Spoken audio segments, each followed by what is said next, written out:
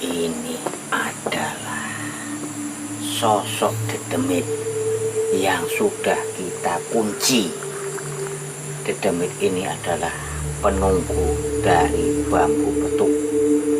Ya, Mbah Ilo membiarkan saya untuk ngambil dan menarik benda ini sendirian tadi. Makanya Muncul ini, Mbah. Mas Den harus hati-hati. Ini adalah sosok Dedemit yang paling sangar, yang paling ditakuti. Ini jika tidak berhati-hati adalah bisa menyerang para pengambil bambu petuk. Ya, Mbah. ini tidak main-main makhluk ini. Iya, Mbak Ilo, tadi kan ceritanya gini, Mbah. Saya ini nyari bambu petuk, iya kan, Mbah? Dan membongkar isi kodam di dalamnya, benda di dalamnya. Dengan rapalan, keluarlah benda yang mengganggu Gus Samsudin ataupun Mas Karyo, Mbah. Nah, setelah saya rapalan, Mbah, dengan mantra-mantra tertentu, muncullah wujud serem kayak gini, Mbah.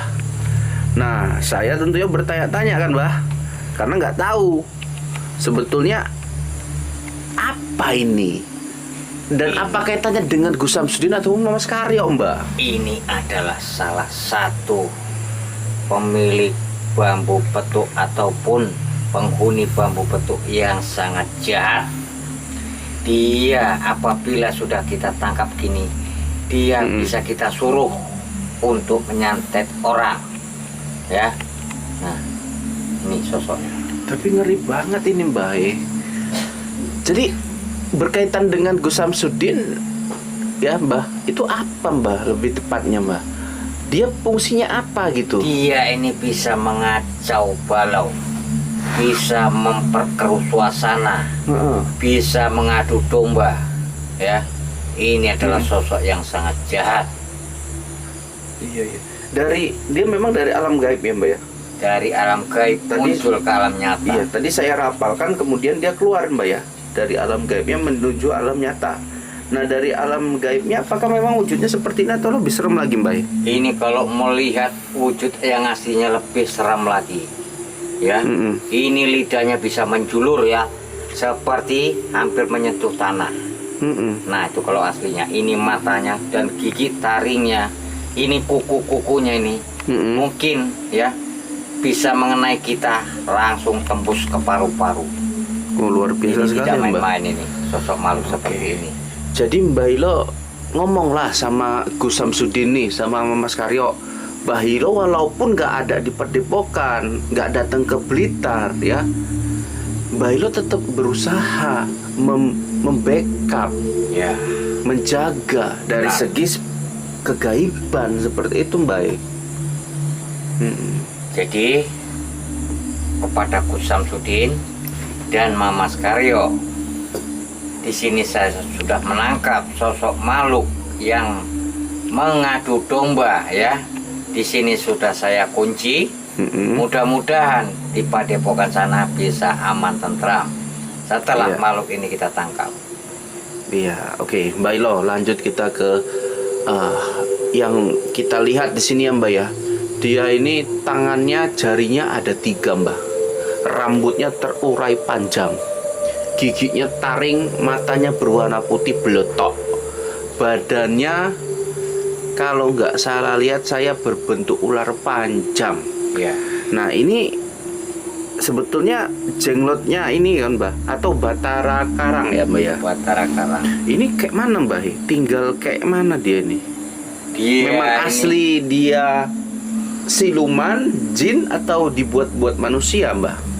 sebenarnya dia bangsa siluman yang sedang bertapa. Nah, di situ dia jika sudah memiliki kesaktian, maka jika seseorang mengambilnya, maka dia bisa kita perintah seperti itu. Iya. Kita perintah. Bahkan bisa menyelakai manusia. Jika manusia tidak beriman, tidak semua manusia. Iya. Nah, jadi kita bilang menyelakai manusia. Oh ya, mungkin kalau manusia itu beriman, dia rajin ibadah, sholat, mungkin menganut kuat agamanya, mungkin dia ini terpental, tidak sanggup menghadapi mereka. Oke, Mbah, yang saya mau tanyakan lagi, ini hewan sebetulnya dari bangsa siluman ular, bangsa tikus, karena memang kalau ditengok dari giginya kan kayak gigi tikus, Mbak. Kemudian rambutnya panjang, ini sebetulnya dia gabungan dari apa, Mbah, makhluk ini? Makhluk ini dia adalah Raja Ular. Raja Ular kawin dengan seorang maksudnya bangsa siluman tikus.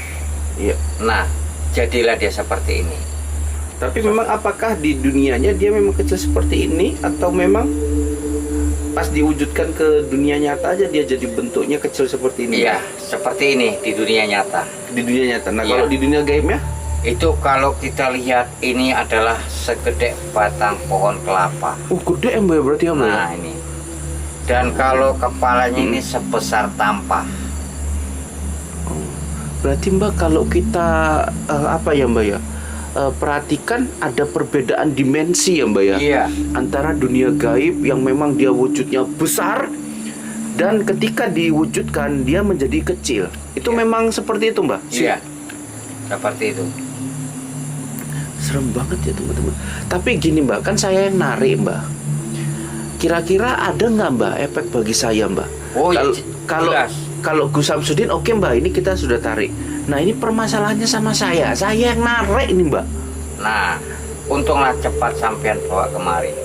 Ini kalau tidak, ini jika malam, apalagi malam bulan purnama, dia ini akan menjelma berubah wujud aslinya.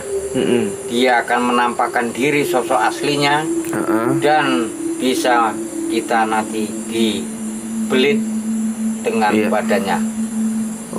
Kemudian lidahnya menjulur dan mengisap darah kita. Oke, Mbak Ilo, ini pertanyaan lainnya, Mbak.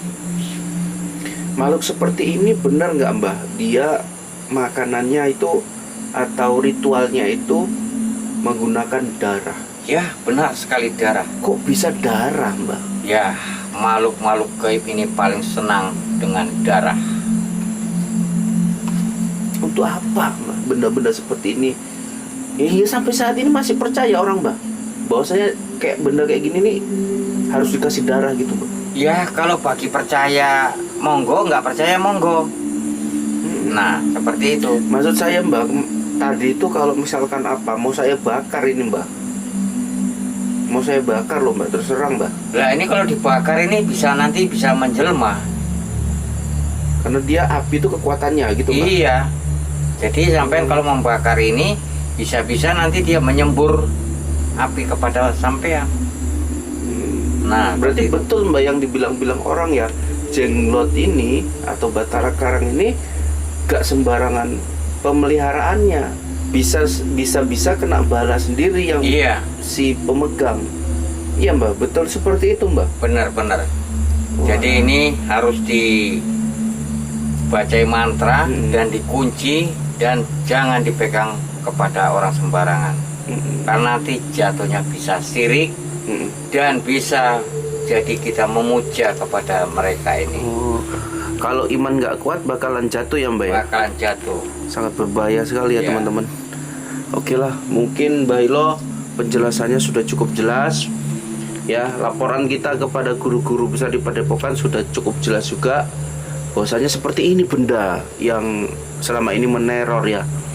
Meneror Gus Samsudin ataupun Kang Mamas ya, Mbak Ilo ya. Iya. Jadi kita sudah dapatkan. Saya mau tanya nih, Mbak, terakhir ini, Mbak. Iya. Masih banyak nggak, Mbak, benda-benda gaib yang dikirimkan ke guru-guru itu, Mbak? Ya ini mungkin termasuk kerucu-kerucunya. Nanti bisa muncul lagi seperti raja-raja mereka ini, ataupun tapi bentuknya memang bentuknya beda-beda lagi. Beda-beda, ada makhluk kayak gini ya, Mbak ya? Iya, seperti itu. Ya udahlah, Mbak, kayak mana nih? Yang penting Mbak Ilo udah ngasih tahu saya ini, Mbak. Ya, ini jadi nanti akan saya kuburkan agar tidak mengganggu kepada guru-guru besar yang ada di Padepokan. Ya udah teman-teman ya, semua sedulur-sedulur setanah air. Mungkin sampai sini penjelasan ya singkat dari Mbak Ilo, penarikan bambu petuk yang berujung pada ditemukannya jenglot ular ini ya teman-teman. Sampai sini dulu ya, izin pamit. Assalamualaikum warahmatullahi wabarakatuh.